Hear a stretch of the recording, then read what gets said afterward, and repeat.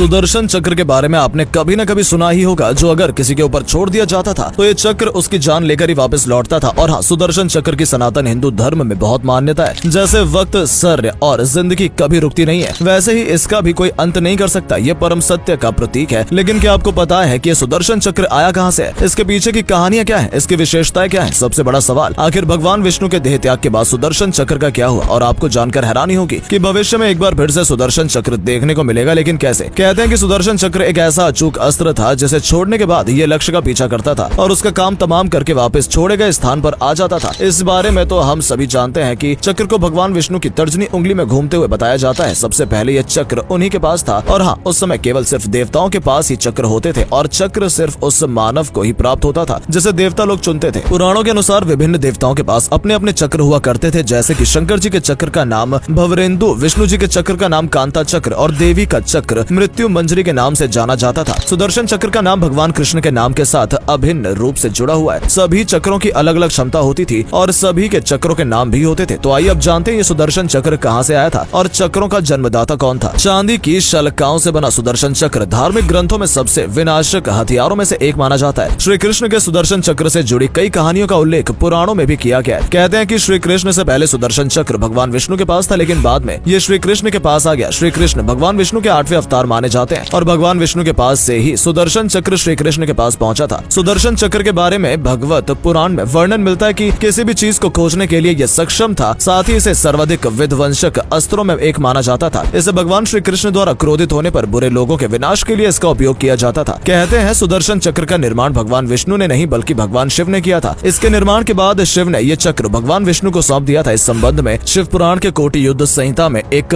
कथा का वर्णन है। जब दैत्यों का अत्याचार बढ़ गया तब सभी देवी देवता भगवान विष्णु के पास गए और फिर भगवान विष्णु ने कैलाश पर्वत पर जाकर भगवान शिव की आराधना की। वो उनके 1000 नामों से उनकी स्तुति करने लगे। प्रत्येक नाम पर एक कमल का फूल भगवान शिव को चढ़ाते। तो भगवान शिव ने विष्णु की परीक्षा लेने के लिए उनके द्वारा लाए गए 1000 कमल पुष्प में से एक छिपा दिया। एक फूल कम पाकर भगवान विष्णु उसे ढूंढने लगे, लेकिन वह फूल नहीं मिला। तब विष्णु ने उस फूल की पूर्ति के लिए अपनी एक आंख निकालकर शिव को अर्पित कर दी। विष्णु की भक्ति देखकर भगवान शिव बेहद प्रसन्न हुए और उनसे वरदान मांगने को कहा। तब विष्णु ने दैत्यों को समाप्त करने के लिए एक अजय शस्त्र का वरदान मांगा, जिसके बाद भगवान शंकर ने विष्णु जी को सुदर्शन चक्र प्रदान कर दिया। इससे जुड़ी एक कहानी ये भी है कि इसका निर्माण विश्वकर्मा के द्वारा किया गया। विश्वकर्मा ने अपनी पुत्री संजना का विवाह सूर्यदेव के साथ किया, परंतु संजना सूर्यदेव की रोशनी तथा गर्मी के कारण उनके समीप न जा सकी। ये बात जब विश्वकर्मा को पता चली तब उन्होंने सूर्य की चमक को थोड़ा कम कर दिया और सूर्य की बाकी बची ऊर्जा से त्रिशूल, पुष्पक विमान तथा सुदर्शन चक्र का निर्माण किया। वहीं दूसरी तरफ ऋग्वेद में भी सुदर्शन चक्र का उल्लेख मिलता है और ऋग्वेद के अनुसार सुदर्शन चक्र एक समय का चक्र है जो अपने अंदर समय को बांध कर रख सकता है। इसी शक्ति से भगवान कृष्ण ने समय को रोककर महाभारत युद्ध भूमि में अर्जुन को गीता का उपदेश दिया था। ऋग्वेद के अनुसार सुदर्शन चक्र कोई भौतिक अस्त्र नहीं है, ये एक भगवान विष्णु का विशेष गुण है जो भगवान विष्णु या उनके अवतारों के पास ही होता है, जिससे ये समय को रोककर शत्रु की शक्तियों को कमजोर और प्रहारहीन बना देते थे। सुदर्शन चक्र से भगवान विष्णु ने माता सती के पार्थिव शरीर के 51 हिस्से किए थे। महाभारत काल में भी श्री कृष्ण ने सुदर्शन चक्र से ही शिशुपाल का वध किया था। महाभारत में जब अर्जुन ने जयद्रथ को सूर्य ढलने से पहले मारने का वचन लिया तब श्री कृष्ण ने सुदर्शन चक्र से ही सूर्य को ढक लिया था, लेकिन इसके बाद सुदर्शन चक्र का कोई वर्णन नहीं मिलता। ये तो थी कुछ पुरानी कथाएं सुदर्शन चक्र के निर्माण के बारे में। आइए अब जानते हैं सुदर्शन चक्र की विशेषताओं के बारे में। सुदर्शन चक्र में अभेद लक्ष्य शक्तियां थी, जैसे किसी भी लक्ष्य को टारगेट देकर छोड़ दिया जाए तो वो उसे किसी हाल में खत्म कर ही देता था, चाहे वो चल या अचल अवस्था में ही क्यों ना हो। जैसा कि मैंने पहले ही आपको बताया था कि सुदर्शन चक्र का उपयोग भगवान विष्णु ने शिव पर भी किया था। जब भोलेनाथ शक्ति स्वरूपनी सती के पार्थिव शरीर को लेकर ब्रह्मांड में घूम रहे थे तब भगवान विष्णु ने सुदर्शन चक्र की सहायता से माता सती के पार्थिव शरीर के 51 टुकड़े कर दिए और वो धरती के 51 जगहों पर गिरे, जिन्हें आज माता के शक्तिपीठ से जाना जाता है। लक्ष्य को भेद कर वापस आने की विशेषता सुदर्शन चक्र को अगर किसी लक्ष्य पर चला दिया जाए तो वो स्वयं लक्ष्य को भेद कर वापस आ जाता था। सुदर्शन चक्र की शक्ति से भगवान कृष्ण ने द्वापर युग में भागते हुए शिशुपाल का वध किया था। सुदर्शन चक्र बड़ा या छोटा हो सकता था, इसी की शक्ति का प्रयोग कर भगवान विष्णु ने सूर्य को भी ढक दिया था। महाभारत युद्ध में जब अभिमन्यु मारा गया तब अर्जुन ने प्रण लिया कि वो संध्या से पहले जयद्रथ का वध कर देंगे, नहीं तो खुद अग्नि समाधि ले लेंगे। जब युद्ध शुरू हुआ तो कौरव की पूरी सेना जयद्रथ बचाने में लग गई थी। संध्या होने वाली जयद्रथ अब भी छुपा हुआ था। तब भगवान कृष्ण ने सूर्य को सुदर्शन चक्र से ढक लिया और संध्या होते ही जयद्रथ सामने आ गया। और जब अर्जुन अग्नि समाधि लेने ही जा रहे थे तभी भगवान कृष्ण ने फिर से सुदर्शन चक्र हटा लिया। इस प्रकार सूर्य और जयद्रथ दोनों देखने लगे और अर्जुन ने जयद्रथ का वध कर दिया। काल यानी समय को रोकने की शक्ति भगवान कृष्ण ने ने महाभारत युद्ध के दौरान ही युद्ध भूमि में अर्जुन को गीता का उपदेश दिया था, वो भी सुदर्शन चक्र के द्वारा समय यानी काल को रोककर। उस वक्त अर्जुन और भगवान कृष्ण के अलावा सभी के लिए समय रुक गया था। अब तक तो आप जान चुके होंगे कि सुदर्शन चक्र बना कैसे और इसकी विशेषता क्या है। अब सबसे बड़ा सवाल यह आता है कि आखिर श्री कृष्ण की हत्या के बाद सुदर्शन चक्र कहाँ गया। इसका जवाब हमें भविष्य पुराण में मिलता है, जिसमें बताया गया कि सुदर्शन चक्र को भगवान विष्णु या उनके अवतार की सिवा न कोई धारण कर सकता और न ही कोई चला सकता है। जब श्री कृष्ण ने देह त्याग की तब सुदर्शन चक्र भी वहीं पृथ्वी में समा गया और भविष्य में जब कल के अवतार धरती पर जन्म लेंगे तब वो सुदर्शन चक्र को दोबारा पृथ्वी गर्भ से ग्रहण करेंगे। साथ ही ये भी माना जाता है कि कलयुग के अंत के समय तक जब बुराई अपने चरम पर होगी तब भगवान परशुराम और हनुमान जी कल के अवतार के साथ आएंगे और उन्हें प्रशिक्षण देंगे। तब युद्ध में कल के अवतार सुदर्शन चक्र का उपयोग करके बुराई का अंत करेंगे। वेल, आपको क्या लगता है कि क्या वाकई में सुदर्शन चक्र भविष्य में एक बार फिर वापस से देखने को मिलेगा? अपनी राय नीचे कमेंट बॉक्स में जरूर लिखें। धन्यवाद।